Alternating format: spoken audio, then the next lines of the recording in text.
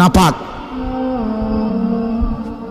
এটা নাপাক, এটা অপবিত্র, অপদার্থ, এটা অকর্মণ্য। এটা জিন্দেগির আর অর্থ কি?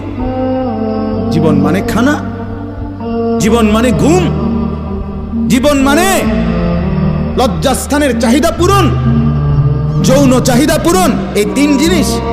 তাহলে কুকুরের সাথে, বিড়ালের সাথে, গরু ছাগলের সাথে তফাৎ কি? ওই প্রাণীগুলোও তো খানা, ঘুম এবং যৌন চাহিদা পূরণ করে কিনা? কথা বলেন না কেন? কুকুরের ছাও আছে কিনা? তো কুকুর বিড়াল খায় কিনা? কুকুর বিড়াল ঘুমায় কিনা? তো তোমার সাথে তফাৎ কি?